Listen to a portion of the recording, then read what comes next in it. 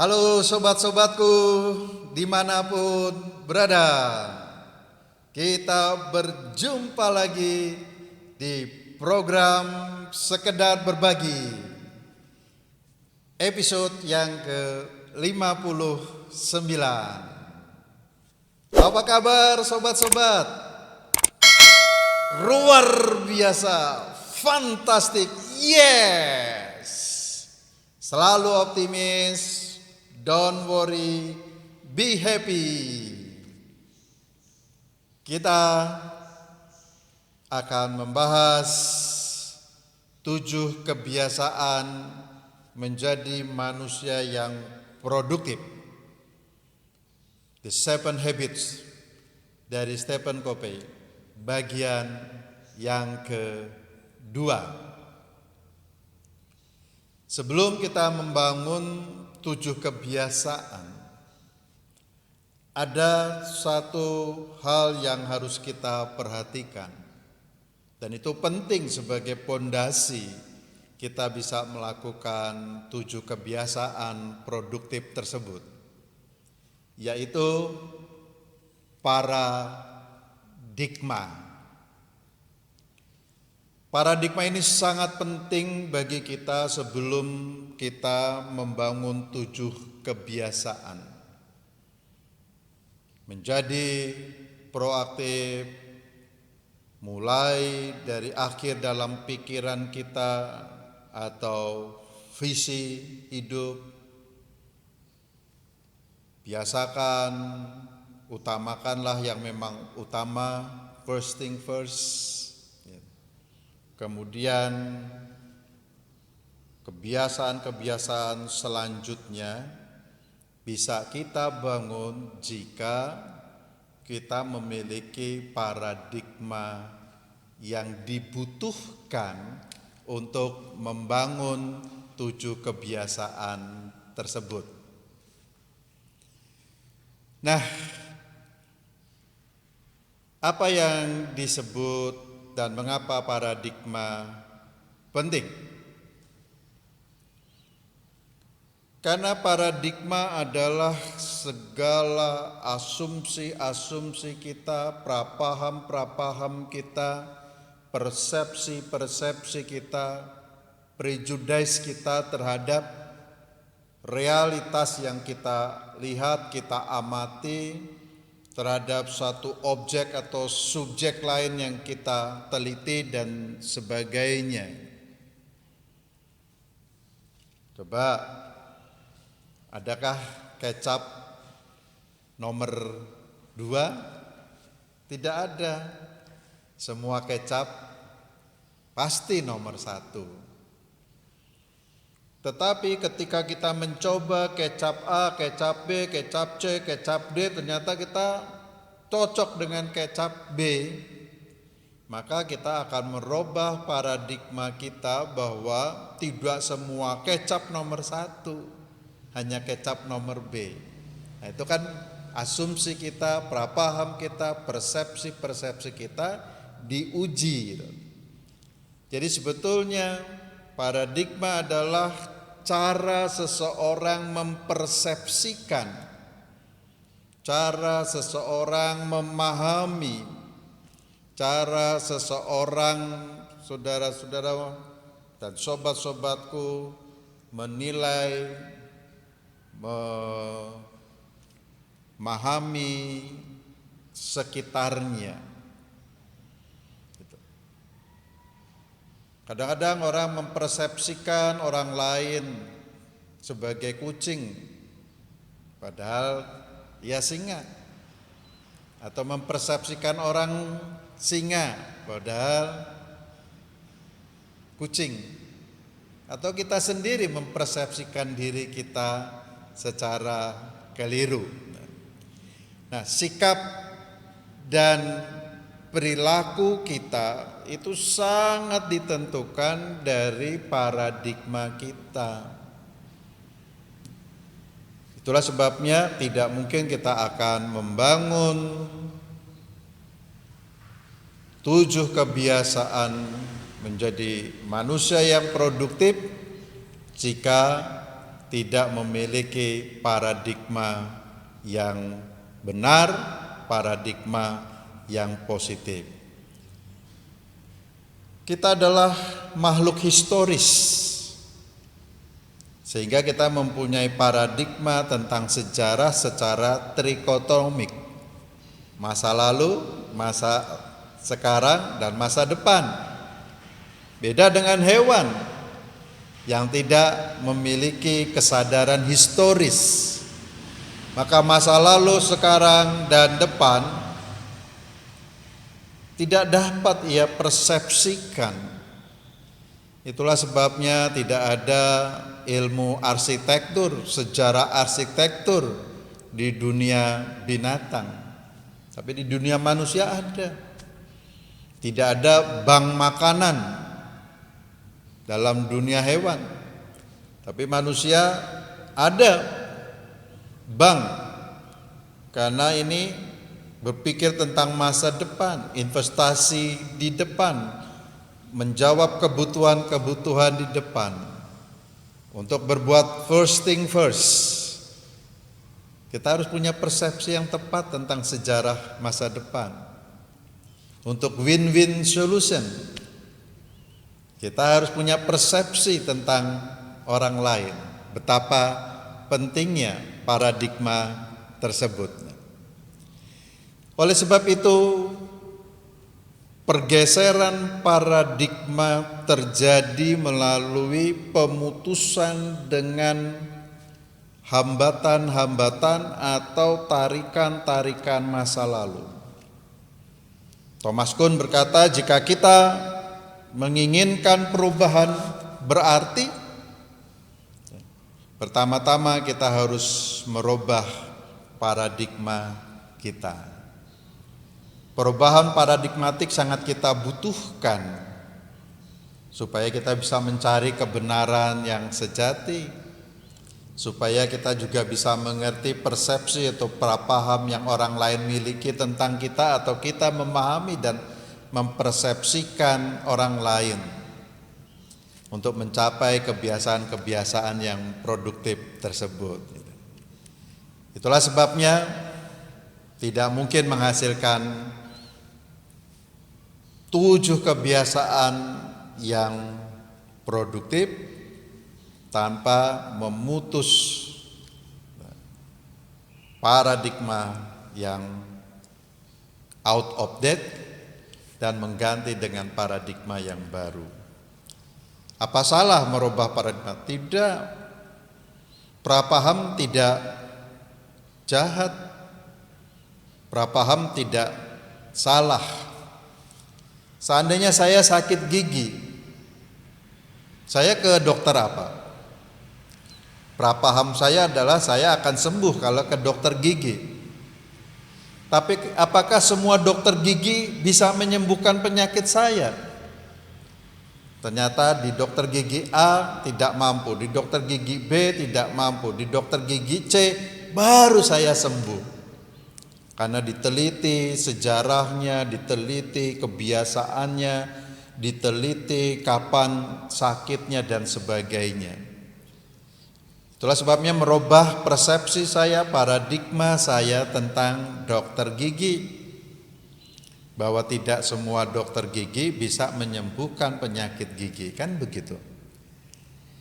Itulah sebabnya untuk membangun paradigma yang baru, kita harus melakukan juga keberanian memutus paradigma yang lama, membangun paradigma yang baru, bahwa manusia bisa keluar angkasa, bahwa manusia bisa mendarat ke bulan, bahwa manusia bisa suatu saat pindah dari planet bumi. Ini kan paradigma yang harus kita bangun. Itulah sebabnya paradigma sangat menentukan, paradigma yang positif versus paradigma yang negatif.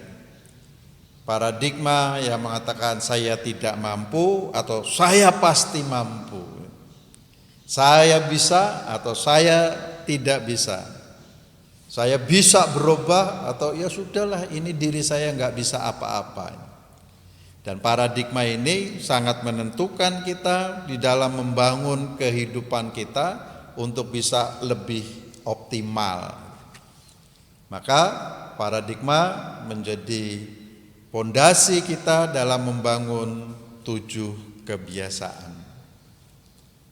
Ketika Braille muda, 3 tahun dia menjadi buta karena tertusuk alat mesin di bengkel ayahnya. Dan akhirnya infeksinya menular ke mata satunya. Bisakah orang buta menolong orang supaya orang dapat membaca, menjelajah dunia ini?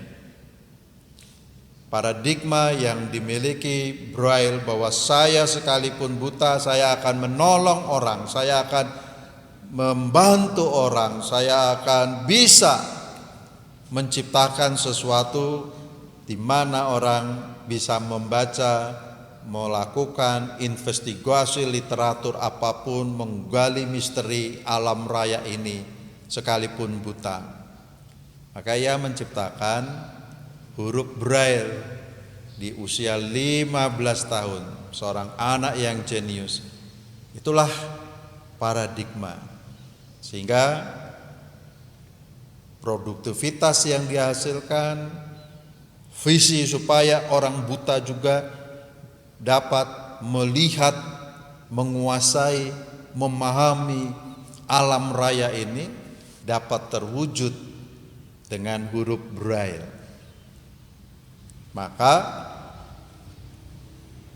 Braille memiliki paradigma positif untuk merubah dunia yang gelap ini menjadi dunia yang bisa membaca, dunia yang bisa dijelajah, dunia yang bisa dikuasai oleh orang buta. Itulah sebabnya paradigma tentang orang lain juga sangat menentukan. Maka untuk menghasilkan habits win-win solution, utamakan mendengar, memahami baru dipahami,